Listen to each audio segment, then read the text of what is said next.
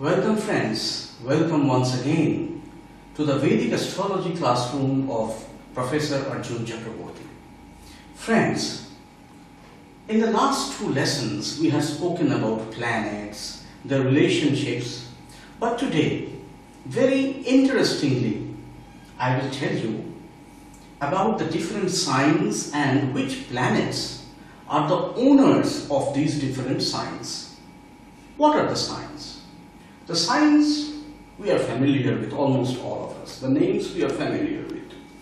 Now let us concentrate on the diagrams. Here we see the East Indian design of the zodiac, and here you can see the South Indian design of the zodiac. There are actually a few more designs of zodiac used in India. The third most important will be the North Indian design. I'm not going into that. Whatever. So in the East Indian design, always we have Aries at the top. And then it goes anti-clockwise. Taurus, Gemini, Cancer, Leo, Virgo, Libra, Scorpio, Sagittarius, Capricorn, Aquarius and Pisces. Whereas in the South Indian design, we go clockwise. This one is Aries, and then going clockwise we can find Taurus, Gemini, Cancer, Leo, Virgo, Libra, Scorpio, Sagittarius, Capricorn, Aquarius and Pisces. Now, which planets are the lords of which signs? You may find it in many books. This is one of the basic things that we will find in almost any book of Vedic astrology. But what is the reason behind Aries being ruled by Mars, or Libra being ruled by Venus, or Sagittarius being ruled by Jupiter, or Gemini being ruled by Mercury? What is the reason? Friends, let me tell you.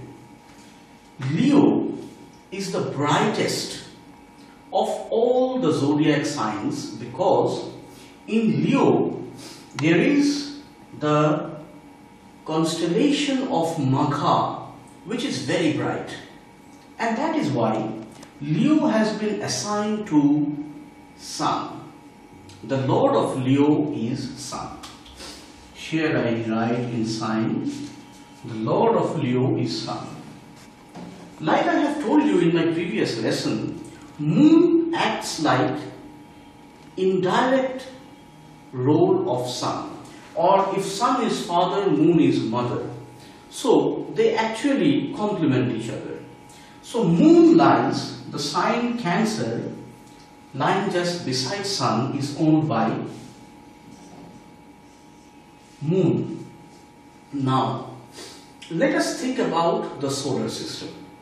Let us go back to our school lessons. Which is the planet having the closest orbit to Sun? That is Mercury. Therefore, the two signs lying close to Leo and Cancer, that is Virgo and Gemini, they are owned by Mercury. Here we have Mercury, Mercury. Mercury, Mercury. Which planet comes next? Which is the second closest planet to Sun? That is Venus. So, after the signs of Mercury, we find the signs owned by Venus. Libra, Taurus. Libra, Taurus. Then comes the planet Mars. We are not taking into account Earth because we are sitting on Earth and we are judging the movements of planets or their roles on Earth. So, we have to see that after Venus, the next planet whose orbit is Pisces. Whereas in the South Indian design, we go clockwise. The count is Mars. The next two signs, Scorpio and Aries, are owned by Mars. Scorpio and Aries. Next, the planet that lies just after Mars is Jupiter. the vast planet of Jupiter has the signs Sagittarius and Pisces. The two signs lying by the side of Scorpio and Aries.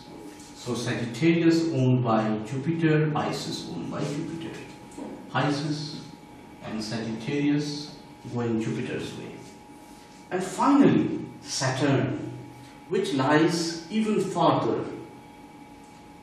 So keeping Uranus, Neptune and Pluto out of our calculations, we find Saturn being the farthest planet from Sun. Therefore, we can see the two signs, Capricorn and Aquarius, lying right opposite to Cancer and Leo.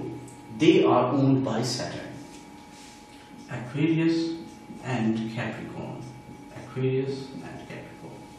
So friends, we see how interesting and how logical this is.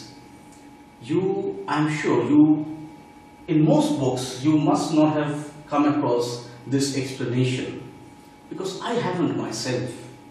So friends, you should definitely read books, but don't be satisfied with what the books tell you. Try to ask yourself, why is this said? Why is this rule? For what reason? What is the basis behind this? Ask yourself more and more questions and come to my classes. I will definitely answer most of your questions.